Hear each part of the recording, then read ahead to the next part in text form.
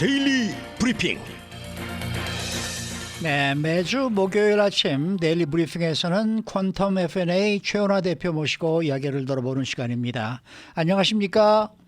안녕하십니까? 네. 자, 이거 뭐 이스라엘과 하마스의 전쟁이 좀 터지고 국제적으로 지금 많은 이 골치 아픈 일들이 터지고 있는데도 미국의 경제는 뭐 꼼짝 안 하고 아무런 영향이 없이 잘 나가고 있다, 이런 느낌이 듭니다. 어떻게 보십니까? 그게 잘 나가는 게 조금 불만이신 것 같은 말씀. 불만이 아니라 조금 불안하다는 얘기죠. 풍전야처럼요. 네. 네.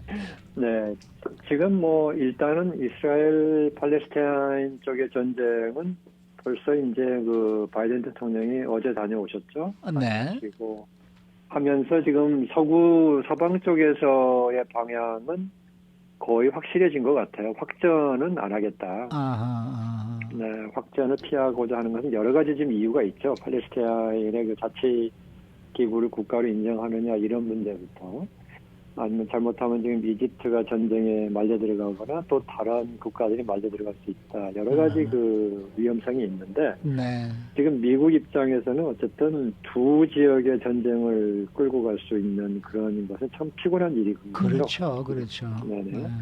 근데 또 반대로 지금 그 러시아하고 중국도 역시 확전에 대해서는 뭐 상당히 반대를 하고 있으니까, 이 말을 그 경제 쪽에서 해석을 하면은 결국 이 전쟁은 그냥 국지전에 그 전통적으로 있어 왔던 이스라엘과 팔레스타인의 어떤 갈등의 한 구조가 아니냐, 테러 수준의 구조로 끝나지 않겠느냐. 네. 이제 이렇게 보는 점에서 경제권에서는 크게 지금 영향을 못 미치고 있다, 이제 이렇게 해석이 되고 있는 거죠. 네.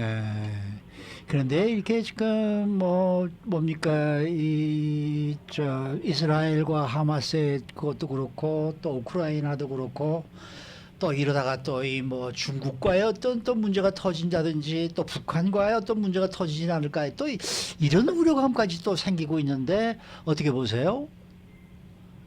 이게 좀 그 철학적인 얘기인데요.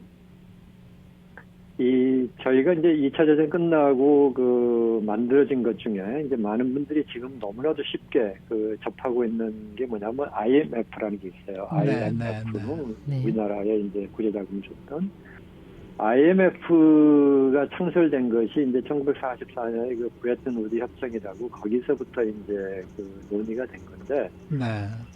이 전쟁과 경제, 전쟁과 국제 무역, 여기에 대한 그 상당히 중요한 시사점을 알려준 게 바로 IMF의 창립입니다. 그게 무슨 말이냐면, 세계가 어떤 그 외교가 성공하지 못하고 전쟁으로 확대되는 이런 현상에는 원인 제공이 경제인 경우가 대부분이고요. 원인 제공이. 두 번째는 이것을 방지하는 데는 경제적 협력 관계가 굉장히 주요하다는 게 깔려 있죠. 아하. 그러니까 전쟁을 잘 들여다보시면 죽이기 위해서 전쟁하는 나라는 없죠, 이 세상에. 네, 네. 그렇죠. 대부분의 역사상의 전쟁을 보면 뭐냐면 결국은 자기네 국가의 힘이 세지는데, 그 세지는 걸 가지고 분배하기에는 너무 자원이 부족하거나, 아니면 우리의 힘을 가지고 옆에 나라의 자원을 가져올 수 있다라고 그렇게 믿음이 있을 때 전쟁들이 발생을 해왔고, 또 그것이 이제 뭐 거의 현실인데, 그렇게 보면은 전쟁은 뭐냐면 경제에 얽힌 부분이 원인 제공도 되고 경제에 의해서 해결이 된다는 것이 깔려 있고, 네. 그래서 2차 대전을 분석하는 데 있어서 당시의 세계 석학들과 정치 지도자들이 내린 결론은 세계가 경제적으로 잘 얽히면 얽힐수록 평화가 유지된다는 게 깔려 있었어요. 그러니까 IMF가 창설된 것은, 내용을 잘 보시면 IMF가 뭐냐면은 쉽게 얘기하면 세계은행입니다. 세계은행. 그렇죠. 세계은행의 역할은 뭐냐면 조금 경제적으로 어려움에 빠질 수 있는 국가를 살려주는 기능을 하고, 잘 나가는 국가가 있으면 그럴 때 좀 그 비축금을 IMF에 항상 대줄 수 있는 위치에 서가지고 세계 경제의 질서를 유지하자 하는 차원에서 만들어진 게 IMF입니다. 네, 네. 자, 그렇게 보시면 지금 그게 벌써 70년이 지난 얘기잖아요. 네. 70년, 80년이 돼가는 얘기인데 그동안의 세계가 이렇게 평화를 유지하는데 가장 큰 역할을 한 게 뭐냐? 어떻게 보면 IMF라고 할 수 있어요. 네.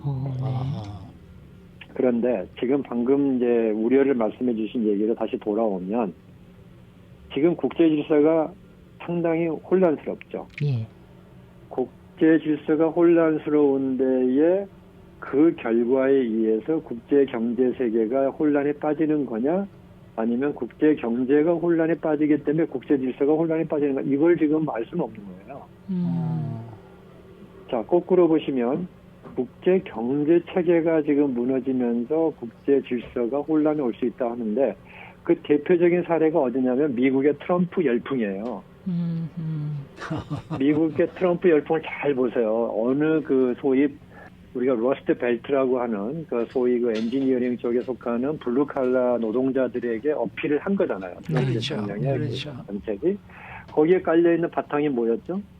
결국 미국의 노동자들의 일자리를 중국에 뺏겼다는 거예요. 쉽게 얘기하면.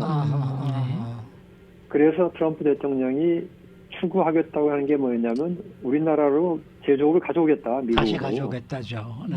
네. 사실 이게 경제학적으로 분석해 보면 타당성 인정은 별로 없어요. 그것은. 네. 그러나 중요한 것은 현실적인 타당성이 있고 없음은 중요하지 않아요. 그렇죠, 그렇죠. 유권자들의 인식이 중요하잖아요. 아, 그러니까 미국의 그 소위 소득 불균형이나 재산 불균형에 의해서 피해를 보고 있는 계층에게는 그게 먹혀 들어가는 얘기라는 거예요. 근데 이 현상이 지금 국가적으로도 발생을 하고 있어요. 네.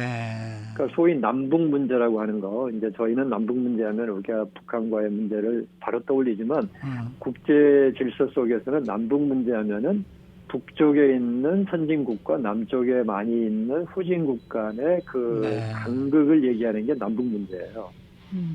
이 남북 문제의 원인이 어디에 있느냐? 이것도 미국 때문이다라고 볼 수도 있는 것이 바로 지금 중국이 꾸준히 저렇게 자기네 위치를 넓혀가려고 시도하는 브릭스라든지 이런 게 거기에 깔려있는 생각이에요. 그래서 이제 결론적으로 좀 말씀을 드리면은 지금 국제 경제가 어떻게 흘러가고 있냐면 상당히 혼란스럽죠. 예. 지난 40년 동안 세계를 풍성하게 만들었던 가장 큰 힘은 자유무역이었었습니다. 네. 근데 벌써 이제 자유무역 가지고는 심지어는 자유무역의 혜택을 가장 많이 본 나라라고 할 수 있는 미국에서도 이것 때문에 안 되겠다는 거 아니에요? 트럼프의 인기를 끌어온 게. 예. 그래서 지금은 자유무역의 기조가 흔들리고 있는데 여기에 팬데믹까지 오니까 야 자유무역했다가 생산기지가 미국 밖에 있으면은 이렇게 팬데믹 같은 사태가 오게 되니까 이거 미국이 잘못하면 아무것도 생산 못하고 꼼짝 못하게 되냐 이런 안보 위기까지 느껴진 거죠. 네, 네, 네. 그래서 지금 이렇게 혼란 상태가 계속되고 있는데 이 말은 뭐냐면 현재 상황을 정리해 줄 수 있는 이론은 아직 없습니다. 아직 없고요. 분명히 이 상황이 정계가 끝나고 날 때쯤에는 그러한 이론이 나와서 새로운 세계의 경제 질서가 이루어지고 저희들이 기대하고 또 정말로 간절히 소망하는 것은 새로운 경제 질서가 나오는 것이 제발 세계 평화를 유지하는 방향으로 나왔으면 좋겠다는 게 하나의 소망입니다. 알겠습니다. 그렇지 않고 2차 대전 같은 상황이 한번 터지고 나서야 세계 국제 질서가 정리가 된다. 그럼 얼마나 불행한 일이겠어요. 모든 분들이. 네. 네. 아니 이렇게. 근데 지금은 그런 위험은 있는 거예요. 예. 아니 이렇게 요즘 사태를 경제적으로 이렇게 아주 일목요연하게 풀어주시니까 너무나 시원한 느낌이 드는데 교수님이라고 제가 이제 앞으로는 좀 부르도록 하겠습니다. 지금 댓글도 역시 최 대표의 현명한 분석에 100% 공감하게 됩니다라고 해주셨습니다. 아니 정말 네, 아주 속이 다 시원한 오늘 강연을 해주셨습니다. 네. 네. 자 오늘 말씀 잘 들었습니다. 네, 감사합니다. 네, 지금까지 퀀텀 FNA 최은하 대표와 함께했습니다.